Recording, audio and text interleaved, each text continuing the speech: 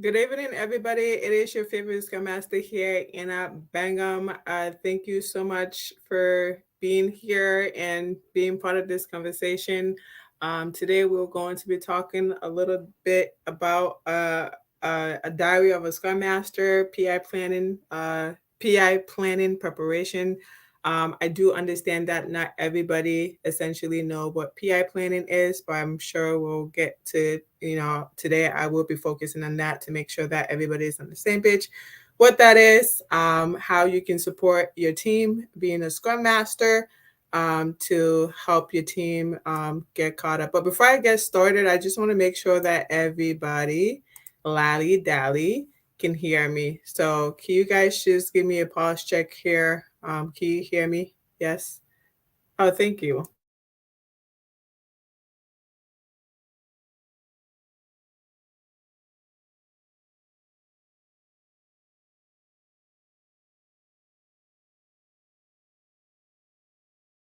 Pause check. Can you guys hear me? Okay. Thank you, Coach Jay. I see Facebook user. I'm not sure who Facebook user is, but there's somebody on the Facebook user. Okay. Yes. You guys can hear me. All right. Cool. Thank you. So essentially, yep. Great. Clean, clean your nose.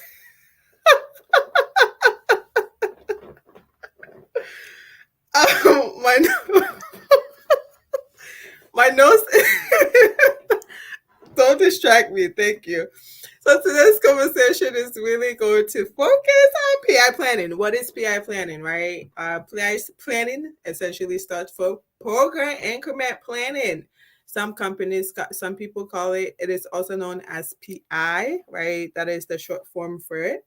Um, and it is done on a quarterly basis, right? I'm not sure how your organization is set up, but it's every 3 months, right? So it's important for you and your team, Scrum Masters, to essentially plan in 3 months increment. So that means your features, your epics, depending on what organization you're working with, right?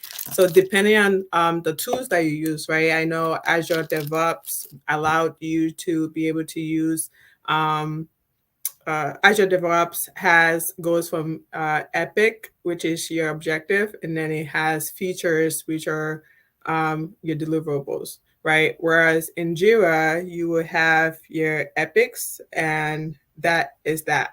And your just how it's set up is a little different. That's what I'm trying to. That's what I'm getting at. But typically, anywhere from 8 to 12 weeks, most organizations will have epics that they would like to deliver in that 3 month span. Okay, which is done in a quarterly fashion in a cadence.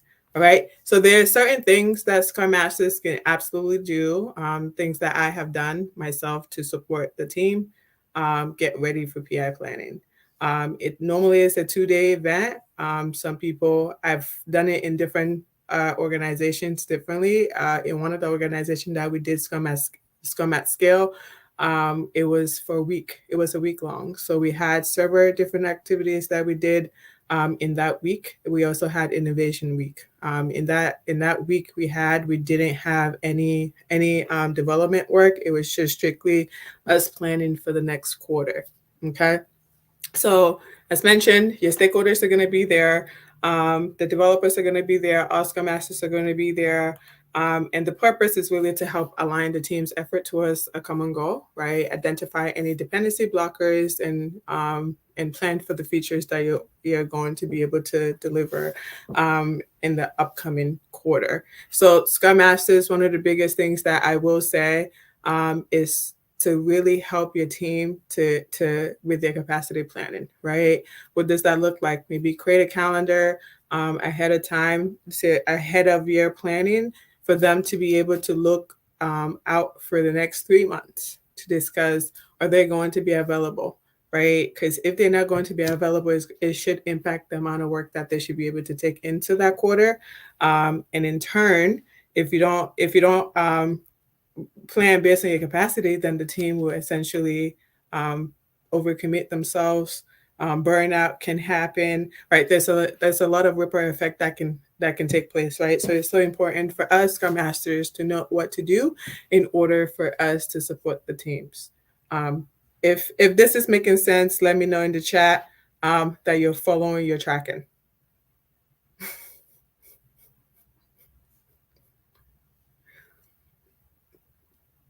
This session is recorded. Yes, it will be on YouTube. It will be on LinkedIn. It will also be on Facebook group for sure. All right. Is everybody clear to this point what PI planning is? Thank you, Coach Jay. Okay. You're following? It's making sense? Mm-hmm, mm-hmm, mm-hmm. Okay. Okay. So, how does the Scrum Master help with PI planning? All right. So before PI planning, I will say that there's lots of work that actually happens in order for you to get ready for that 2 days, that 2 day planning. Because if you don't do the work ahead of time, I promise you, your team is not going to one find much value in the work in the meetings and your time being together, especially for teams that are not already interested in wanting to block out that time to meet, right? So the more time you are spending to plan, the better it is. Right. For me, for example, my organization, PI planning, that we're midway into the PI, right? Some people call it quarterly planning, right? Which is essentially it's one and the same thing. It's you do it quarterly. So we're in the middle of the PI, right? Well, we're in sprint 4. We're going to be sprint 5 soon. So the PI ends in sprint 6. So before we get to Q2, we should already have planned for at least 2 sprint worth of work, right? Not high level, not to say that we have uh, everything, sized and talked through and stuff like that, but at least the team should be able to understand um, at this high level what they should be doing. Okay. So, what would I be doing to help my team get ready for that? One, I need to reach out to the product owner, right? If product owner, and talk to them and make sure that they're able to they have identified epics that will be going into the quarter. If they have already discussed, if they already identified the epics, then we should be able to have conversation with the team so that the team members can discuss it, make sure that they are okay with the acceptance criteria, right? Those epics should be written just like a user story. It has who it's for, right? Why we're having it and what it is, and the benefit it will have to the customer, right? So that when the team is delivering or creating stories towards the work, they should be able to know whether or not they're being able to deliver that particular feature and if it meets the customer satisfaction, right? So it needs to have acceptance criteria. We need to review the acceptance criteria with the team because when the team sometimes and this is what I'm going to add to that, it needs to be reviewed with the team because if it's not reviewed with the team, it becomes very hard for teams to be able to create user stories. If you're a Scrum Master right now, sometimes you go into the meetings, your planning meetings, your backlog refinement meetings, and your team members are saying, "Oh, we didn't get to create stories because we quite didn't understand um, the work, right? Or we don't know what to create because it's just the feature itself is just unclear, right? This if the team is able to have a clear understanding what this epic is about or what the feature is about, it's easier for them to be able to support and create the user stories that will support the work that needs to be accomplished, right? So you guys need to talk about the acceptance criteria, talk about the risk, dependencies, and any challenges that might get in your way of delivering the work. Okay. The other thing that you need to do is to essentially collaborate with other product owners, right, to prepare for the roadmap, right? I think it's important for um, it's for product owners, one, to sync themselves, but sometimes everybody work in silos, so they don't get to talk to each other. So that's something that you can do, and also initiate the conversation to see how you guys can create a sync meeting, and that way everybody understand the objectives and can be able to, speak to what the goal is for essentially the quarter, or what they think the objectives are for the quarter, so that they can be able to align, right, and break down the work. So the other thing that you will need to do as a scrum master, not necessarily you, but whoever is in the organization, I know some, if you're in a safe environment, essentially the RTE will be responsible for scheduling um, the um, the event itself, right? So the RT is going to, schedule the event, make sure that they invite everybody that's supposed to be part of that conversation. All stakeholders should be there. It needs to have an agenda. You need to have an agenda on there as to why we're meeting, right? Which should, be as simple as identifying what objectives that the teams will be working or focusing on, and then also looking through the backlogs of each of those individual teams and identifying any, um, you know, uh, dependencies and risk.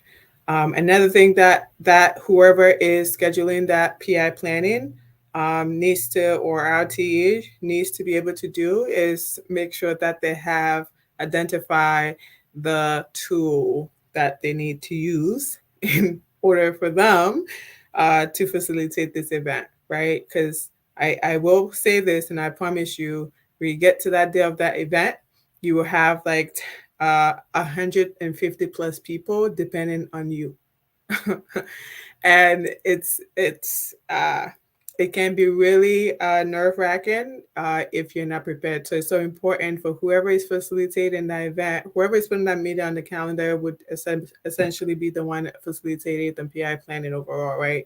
So in some organization, you don't have a RTE or agile coach, it would be fall under a scrum master. So as a scrum master, just FYI, that is a responsibility or something that you can do to help push the meeting forward.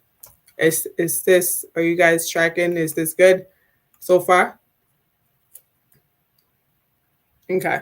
So I know there was a question that came up that asked, what does the first day of the event look like? So on that first day of the event, I wish, you know what, I wish I could be able to share. I don't think I'm able to, but I think that's something I'll look into to share this. However, so that people can see visual. Um, however, that first day at the PI, you guys will start essentially by discussing the business context, which would be probably somebody within the senior leadership talking about, the business strategy and all the good stuff. Sometimes they have architects also come in there and discuss the plan that they have. After that, they discuss the objectives and the roadmap, right, on what is um, in store for the company or in the organization. And then, they would have broken down those objectives into smaller chunks of work, right? And those teams, separate teams, are going to be able to deliver towards that objectives. Those objectives, the work that is being broken down essentially becomes those epics, right? That you guys will be taking to work towards delivering that objective. So I tend to see the feature or epic as a solution to a problem, right? There's a need, and so the objectives that, I mean, the features that you guys are taking in essentially is supposed to be solving a problem. Um, that does that make sense? So day one, you guys will have a breakout room session for you guys to go out there, have conversation. So once you guys have identified, you've talked about your objective, overall business strategy. You guys will go into breakout room sessions to discuss on the granular level, from the epic level, that's the team level, on the epic level, what you guys are going to be doing. At this point, this is not new to anybody. You guys already know this. You just now discuss on a granular level as far as like what are the stories that you need in order for you to execute. Now, you can also use this time to start identifying and communicating to and with the other teams that are going to be impacting your work. And so there will be a one board there where you guys will be able to identify the risk and the owner, and when it's expected for it to be to be to get done so that you can do your work, or expected for it to essentially be resolved, right? Um,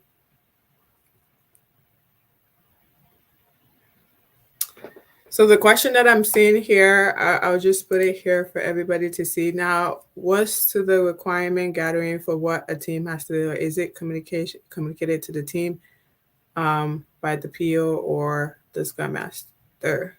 Okay.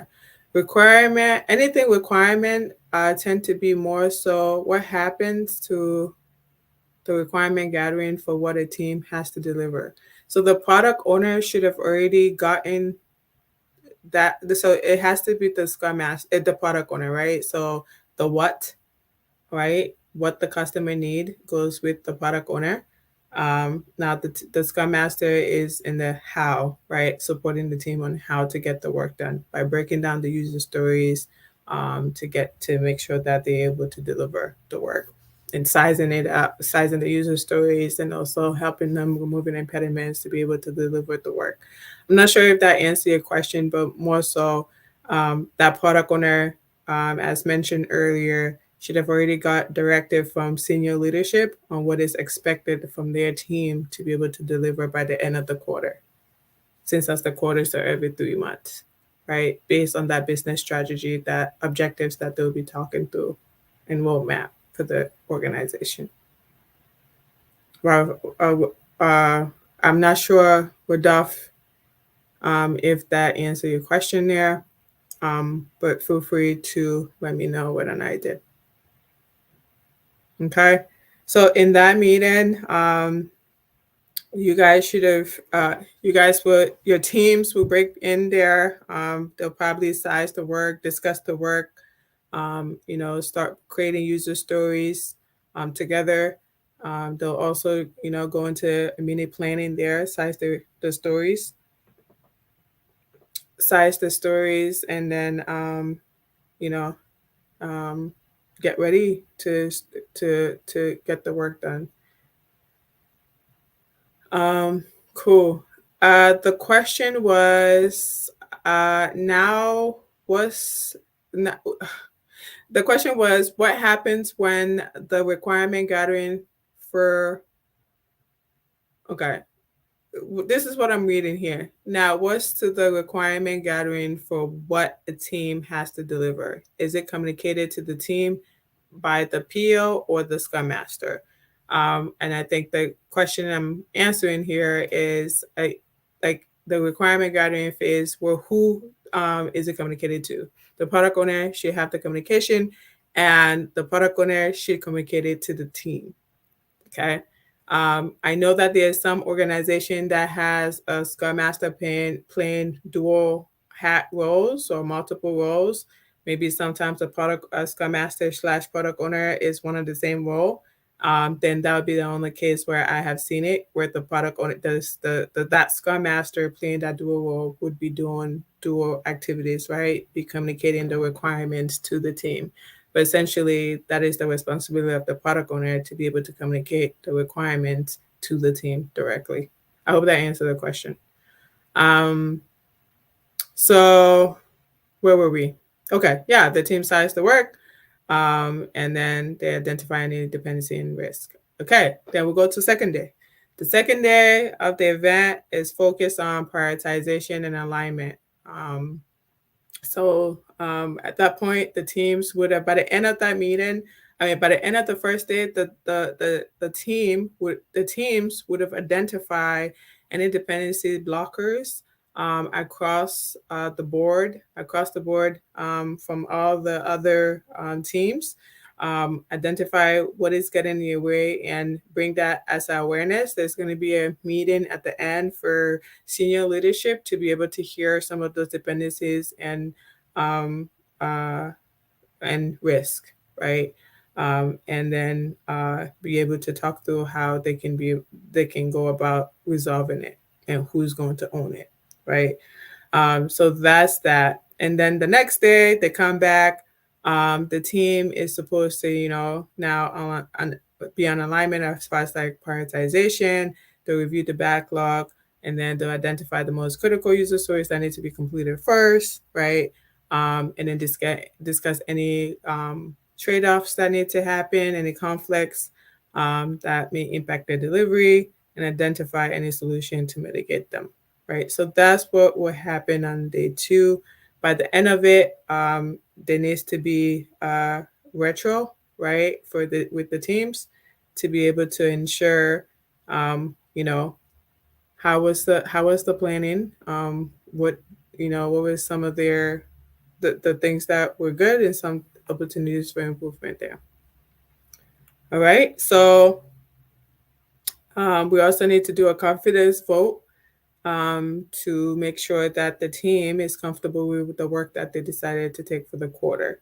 And if the team is not comfortable, then we need to have that trade off conversation. We need to make some type of awareness, which is why I think it's so important, Scrum Masters, to help your teams make sure that they're good with their capacity. Because once they commit to that work and say, yes, we're comfortable with the amount of work we're taking in,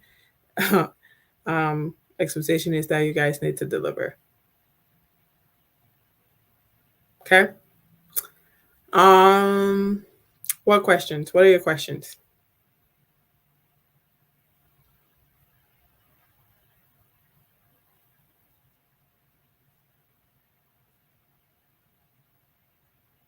Okay.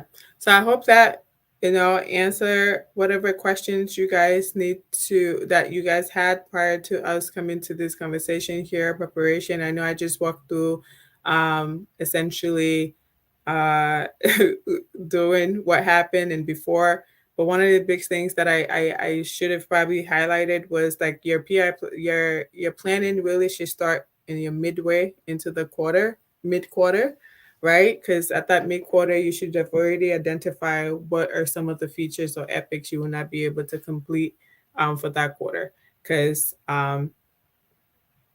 if if you don't do your due diligence to have the conversation early, you might run a risk of rushing through. And when you rush, what I know it does is it stresses everybody, and you don't get the full involvement and engagement from everybody, right? So, the things that we can do to start the conversation early. Um, I started my conversation. This is what last point, right? And we had the conversation with the team back at our last backlog refinement just to bring awareness as far as like what we'll be pushing over and what we plan on taking for the next quarter or potential, right? Because that trigger conversation for the product owner to have with senior leadership early. So um, the question that I'm seeing here is, sorry, um, the question I'm seeing here is, how do you measure the sprint times? I'm not sure. How do you measure the sprint times? Um, Sprints are usually, depending on your organization, sprints are usually 2 weeks cadence. Most organizations work in 2 weeks cadences um, for that reason, right? They work in 2 weeks because they want to be able to be in PI planning all at the same time. There are a lot of, like, let's say if you were have teams not on the same cadence, then it would be really challenging for you to essentially have a conversation. Um, have a conversation to support the to support the work, right? And it can also cause misalignment. Guys, I'm really, I'm definitely feeling it today. But all right. So somebody said, shouldn't there be a Scrum Master checkpoint with RT to see how their teams are doing PI planning? Yes, there should definitely be a check point um, at some point, right? Before the conversation, I definitely missed a step there. But this was not for doing PI, right, itself, to run through what actually happened in PI. This was to talk through the preparation to PI. And I just happened to just give an overview of, what doing PI looked like. So to get back, yes, there should be a checkpoint. After that first breakout room session, there will be a checkpoint. It's essentially a scrum of scrums for the scrum masters to connect and share. And that's how that information you share with that RTE will be brought over to the senior leadership problem solving um, session later on towards the end of your PI for that first day. So, yes, most scrum masters, this was the question. I'm not sure if you guys are able to see it, but most the Scrum Master attend the requirement gathering with the BAs to get clear understanding as to what is needed for the quarter.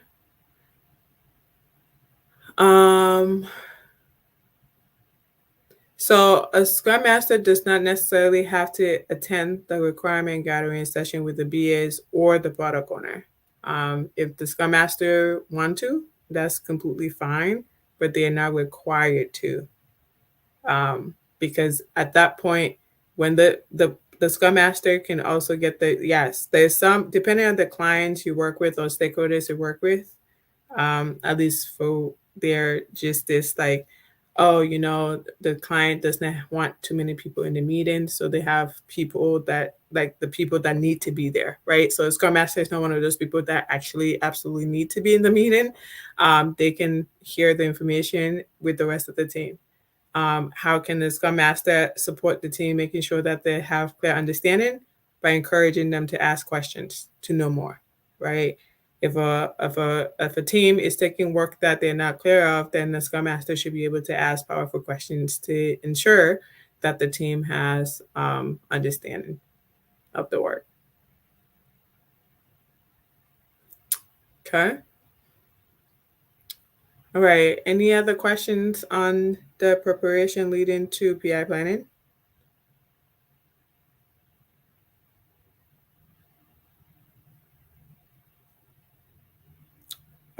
So I can share a little bit about my experience there.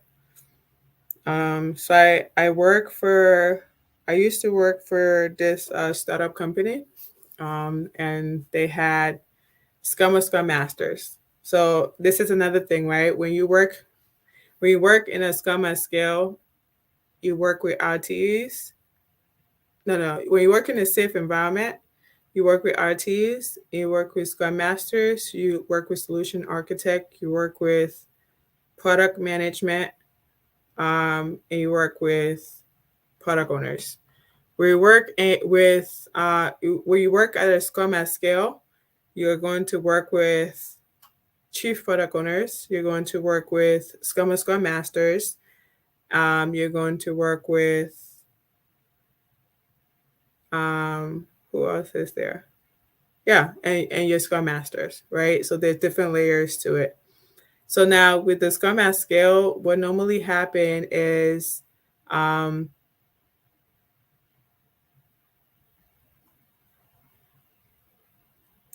think I just got a question here. At some point, the Scrum Master has to write some user stories, right? No, a Scrum Master can help, right? I just want to be clear, right? Writing requirements is not a Scrum Master role. It's not part of their role. If that's something that they're helping the team to do, that's completely fine. They can help, they can assist if they know the business context, right? And or if they're playing dual hat roles. But writing business requirement user stories is not a Scrum Master responsibility. I just wanted to make sure that we're clear. Can a Scrum Master assist the team? Yes. There are times that I write user stories, but I write those user stories from what the product owner has already said, or I write placeholder user stories. It's nothing me specifically writing pertaining to the business that they have, pertaining to what they need to deliver. Um, and if I was to write a user story, I would be asking them what the requirement and acceptance criteria is, anyways. So, yes, a Scrum Master is not required. However, if they do know business context and they're playing a supporting role or a proxy to to the product owner, yeah, they can write technical or business user stories, but it's not required. So maybe your role is a little different from you're playing a hybrid role, where you are also a product owner, or you're doing kind of like project management type deal. Maybe that could be it. Um, but yeah, for a Scrum Master role, you're not required to write user stories. It is good to, assist. Anybody should be able to write user stories. Um, cool. If you're in meetings that, like I said earlier, you're playing dual hat role. You're expected, based on what your roles and responsibilities are for that particular team that you're working with, and you're expected to put a user story, or to have to participate in gathering requirement with the stakeholder. Then your role is a little bit more evolved than just being a Scrum Master. I just want to make sure that we're clear on that. Like, I'm not sure if you look at any job interview or job applications now for Scrum Master, it says they're responsible, if it's not a project management / Scrum Master or business analyst / Scrum Master, requiring you to write stories. I could be wrong, but I haven't seen that. All right. So I was hoping to spend just 30 minutes here, and I think we've exceeded that 30 minutes time box. I was going to share my experience. Okay, so I think I was just trying to draw a correlation with the different organization, different roles. So now in a Scrum, regular simple Scrum, simple Scrum, in a regular Scrum structure, right? You have your agile coach, you have a product owner, um, and you have a product owner. I don't. Yeah. So we do have product area leads, which I think will play the product manager type role, or the chief product owner role. Um, but it is not in Scrum. It's not. We don't essentially capitalize on that role. We just have a product owner, a Scrum master, and then we have an agile coach. But in SAFE, as mentioned, we have an RTE, who also is a coach for that art, right? A Scrum Agile coach would be a coach for multiple teams, which essentially is almost like the art. And they can also advise senior leadership. And then you have your Scrum Master on a skill level, right? So I'm just identifying the different roles that do different similar work, in just different frameworks there. Okay. So I hope this was helpful to you, and thank you for listening in the diary of Scrum Master here today. And I know one of the things that in when I just started was that I didn't know, and not not all organization necessarily have to be safe in order for them to practice PI planning. A lot of organizations are adopting aspect of this aspect of safe, right, into their planning. So a Scrum team, um, I mean, a regular team that's working on a Scrum framework, a team that's working on a Scrum at Scale framework, a team that's in doing PI, that is in SIF, right? That all practice PI. It doesn't necessarily mean that because they're working in the Scrum at scale, essentially they have to be safe, right?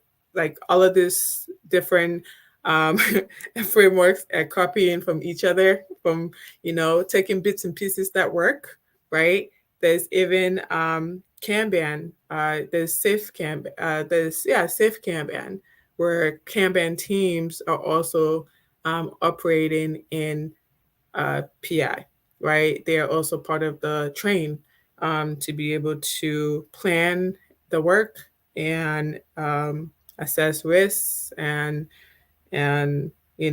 deliver to customers. So Kanban teams can also use PI, right? They can also operate in a quarterly fashion. So this is not just for Scrum teams. This is also for Kanban teams too, can utilize this model. Okay. And another thing just to keep in mind, uh, just because you're not doing it here as a Scrum Master, or you went to a class and you didn't quite, they didn't teach you about Scrum, they didn't teach you about PI planning, does not mean that you don't need to know. You're a Scrum Master. I'm smiling because you're a Scrum Master. I think as a Scrum Master, you should want to know all of these things, all of the frameworks within Agile, right? So that you can be your best self. You can be able to work in any environment and not feel the need to um, and not feel the need to yeah, I guess like fall back to imposter that syndrome, right? Because I guess sometimes part of that imposter is just not knowing and not being as confident in your role as you should. But don't limit yourself just because you're not doing it PI. You're not doing PI right now. PI planning right now does not mean you shouldn't know what happens in PI planning. Actually, you should know what happened in PI planning, whether or not you are operating in that environment, just for your own good, right? Um, so that's that. I've been in a position to planning. I'm actually, I've been in a position where I had to plan it, where I had to play the coach role. I will say one of the biggest challenges that I faced when getting senior leadership, the chief product owner, along with the leadership that needs to come together to talk about objectives, was time, right? Everybody is so busy. It's really difficult for you to be able to put time that works for everybody. By the end of the day, we still need to get it done. So we still need to find, like, there were hella late nights for me. And the organization that I worked for was a startup company. So the chief product owner was in California and I was in Massachusetts at the time. And it was just like I was done with my work sometime at 7, sometimes at 8, because we're just trying to make sure that we are aligned and the teams have direction, because that's the biggest thing. If the team is does not understand what the objectives are, it's really challenging for them to really know what the big picture is, right? What they're working towards and how their work, individual work, funnel through into the actual big work itself. But all right, so next time maybe we can talk through what happens in the breakout room session, or we can talk through some aspects in PI from my experience, what I have done as a Scrum Master and also as a coach. I can share that. Today was just to really just give you guys an overview of what that is. I hope this was helpful. Thank you. If you're on YouTube or on LinkedIn, Facebook, you have not subscribed to Clubhouse or you're not on Clubhouse yet, you're doing yourself some disservice. Make sure you get on Clubhouse. It is a free app. So get yourself on there and be part of the conversation. There's rooms that goes there on Sundays, Mondays, Tuesdays, Thursdays. So it's a community of practice. If you want to, continue having conversations like this, I only do sessions like this once every Mondays, and then the rest of the days is just on the club itself, in the club itself. So thank you everybody for participating or being present here. I appreciate the questions. If you have any additional question regarding this, I also have a book specifically for PI planning. If you're somebody who is just interested in knowing exactly what to do, and in that book, it has literally everything RTE needs to do, the Scrum Master need to do, team members need to do, product owners need to do, product managers need to do. It has everybody's rules there. So don't forget to check it out, and also, yeah, be updated with what it is you need to do to be successful in the role. All right. So thank you all. Appreciate you. I'm going to be on Clubhouse now. I'm going to stop actually sharing this. That's it. Bye.